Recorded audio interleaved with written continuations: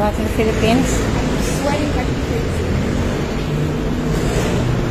Hindi natin pwedeng lagyan ng ano eh. Puro.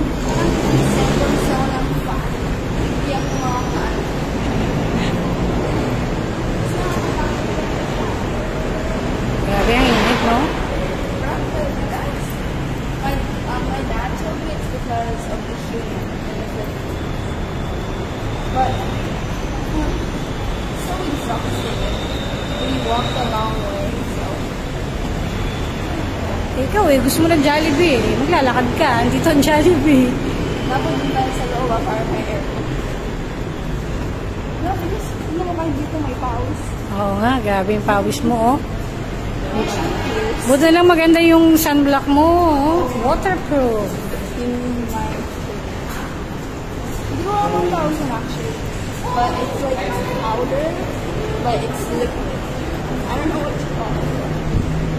Oh, grabe ang init sa Pilipinas. Pag nasa Alaska ka naman, sobrang lamig naman.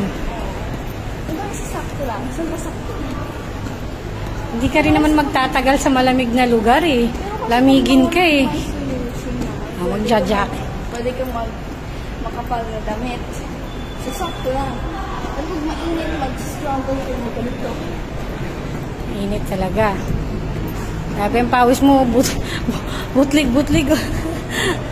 For only 3 seconds away from aircon. Gosh.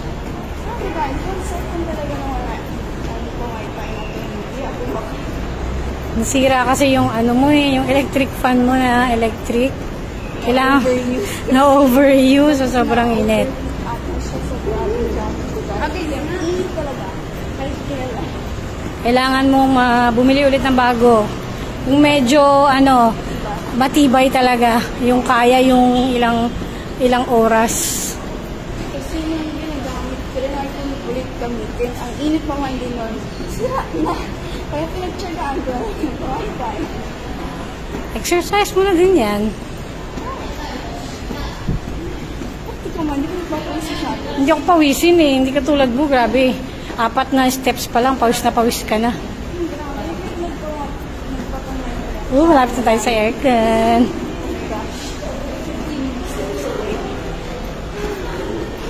Already feel it.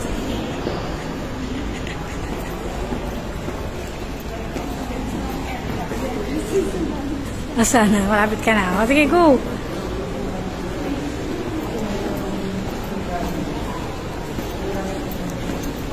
Minute. Yay, malapit. Here, we have to go into the stores. Ha? We have to go into the stores to get there's no aircon here. Outdoors. O, sige na. But it's kind of better than earlier.